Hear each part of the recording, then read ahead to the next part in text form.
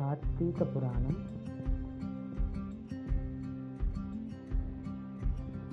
కార్తీక మాసం శివునికి మరియు విష్ణు భక్తులకు అత్యంత ప్రముఖమైన మాసము.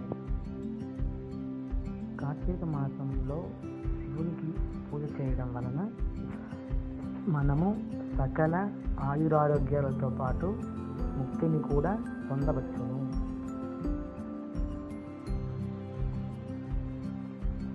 ఒకసారి సౌనకాది మహామునులు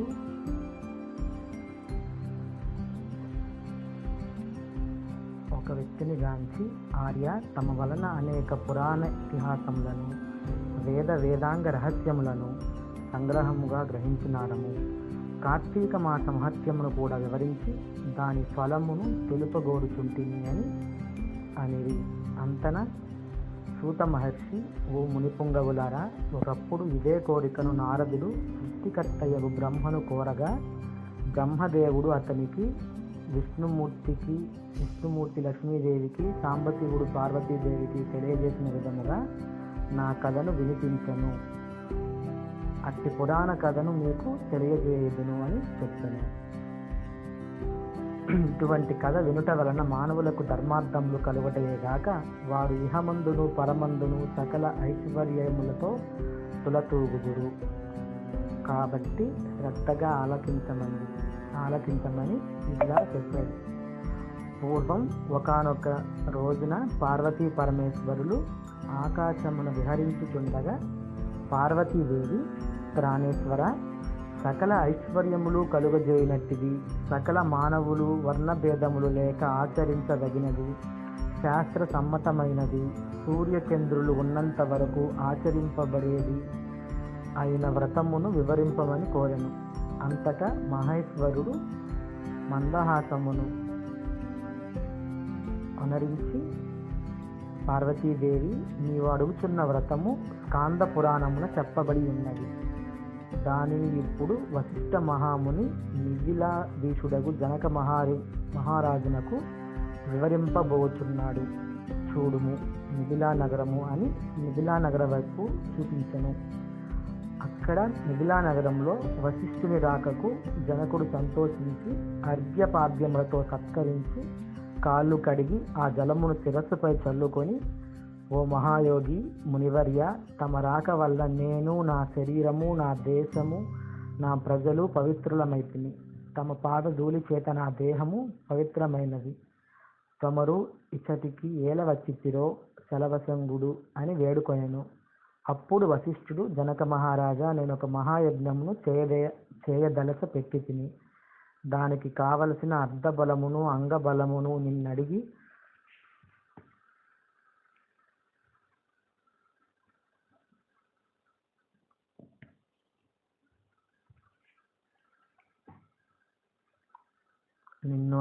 ప్రారంభించవలనని నిశ్చయించి ఇటు వచ్చి తిని అని పలుకగా, జనకుడు, ఓ మునిచంద్రమా, అటులనే ఇస్తాను, స్వీకరింపుము. కానీ చిరకాలము నుండి నాకు ఒక సందేహము కలదు. తమ వలయున్న దైవజ్ఞులను అడిగి సంశయమును తీర్చగోరదలచి తిని, నా అదృష్టము కొలది అవకాశము దొరికినది అని అనెను. ఓ గురురత్న, సంవత్సరంలో గల మాసములలో కార్తీక మాసము ఎందుకు అంత పవిత్రమైనది? ఆ కార్తీక మాస గొప్పతనము ఏమి అను సంశయము నాకు చాలా కాలము నుండి ఉన్నది. కావున తాము కార్తీక మహత్యమును గురించి వివరింపవలసినది అని ప్రార్థించెను. వశిష్ఠ మహాముని చిరునవ్వు నవ్వి, రాజా, తప్పక నీ సంశయమును తీర్చగలను. నే చెప్పబోయే వ్రత కథ సకల మానవులు ఆచరించదగినది, సకల పాపహరమైనది అయి ఉన్నది. ఈ కార్తీక మాసము హరిహర స్వరూపము.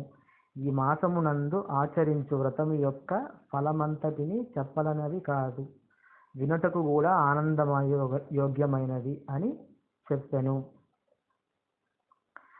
వశిష్ఠుడు కార్తీక వ్రత విధానమును తెలుపుట. ఓ మిథిలాధీశ్వర, జనక మహారాజా, ఏ మానవుడైనను, ఏ వయసు వాడైనను ఉచ్చ నీచ అనే భేదము లేక కార్తీక మాసములో సూర్య భగవానుడు తులారాశి యందుండగా వేకువజామున లేచి కాలకృత్యములు తీర్చుకొని స్నానమాచరించి దాన ధర్మములను దేవతా పూజలను చేసినచో దాని వలన అగణిత పుణ్య ఫలము లభించును. కార్తీక మాస ప్రారంభము నుండి ఇట్లు చేయుచు విష్ణు సహస్రనామ అర్చన, శివలింగ అర్చన ఆచరించు వలెను. ముందుగా కార్తీక మాసమునకు ఆదిదేవతయగు దామోదరునికి నమస్కరించి, ఓ దామోదర, నేను చేయు కార్తీక వ్రతమును ఎట్టి ఆటంకములు రానియక నన్ను కాపాడుము అని ధ్యానించి వ్రతమును ప్రారంభించవలెను. కార్తీక స్నాన విధానము. ఓ రాజా, వ్రతము ఆచరించు దినములలో సూర్యోదయమునకు పూర్వమే లేచి కాలకృత్యములు తీర్చుకొని నదికి పోయి స్నానమాచరించి గంగకు, శ్రీమన్నారాయణునకు, పరమేశ్వరునకు, భైరవునకు నమస్కరించి సంకల్పము చెప్పుకొని మరలా నీట మునిగి సూర్య భగవానునికి అర్ఘ్య ప్రదానమొసంగి పితృదేవతలకు క్రమప్రకారముగా తన తర్పణములనర్చి గట్టుపై 3 దోసిళ్ల నీళ్లు పోయవలెను. ఈ కార్తీక మాసంలో పుణ్య నదులైన గంగా, గోదావరి, కృష్ణ, కావేరి, తుంగభద్ర, యమున మున్నగు నదులలో ఏ ఒక్క నదిలోనైనను స్నానమాచరించిన ఎడల గొప్ప ఫలము కలుగును. తడిబట్టలు వీడి మడిబట్టలు కట్టుకొని శ్రీ మహావిష్ణువునకు ప్రీతికరమైన పుష్పములను తానే కోసి తెచ్చి నిత్యం ధూప దీప నైవేద్యములతో భగవంతునికి పూజ చేసి గంధము తీసి భగవంతునికి సమర్పించి తాను బొట్టు పెట్టుకొని పిమ్మట అతిథి అభాగ్యతులను పూజించి వారికి ప్రసాదమిచ్చి తన ఇంటి వద్ద కానీ దేవాలయములో కానీ రావి చెట్టు మొదట కానీ కూర్చొని కార్తీక పురాణమును చదవవలెను. ఆ సాయంకాలము సంధ్యావందనము ఆచరించి శివాలయమందు కానీ విష్ణాలయమందు కానీ లేక తులసి కోట వద్ద కానీ దీపారాధన చేసి శక్తిని బట్టి నైవేద్యమును తయారు చేయించి స్వామికి సమర్పించి అందరికీ పంచిపెట్టి తర్వాత తాను భుజింపవలెను. మరునాడు మృష్టాన్నముతో భూత తృప్తి చేయవలెను.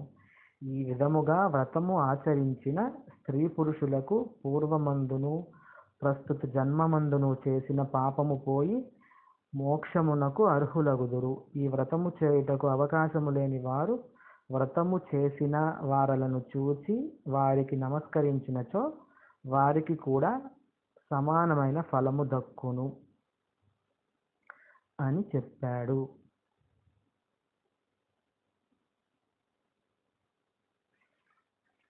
కావున మనమందరం కార్తీక మాసంలో ఈ విధముగా పూజ ఫలములు దేవునికి అర్పించి పూజ చేయుట వలన మనము కూడా మహావిష్ణువు మరియు పరమేశ్వరుని కృపకు పాత్రులమయ్యి మన యొక్క పూర్వజన్మ కర్మలను తొలగించుకుందుము.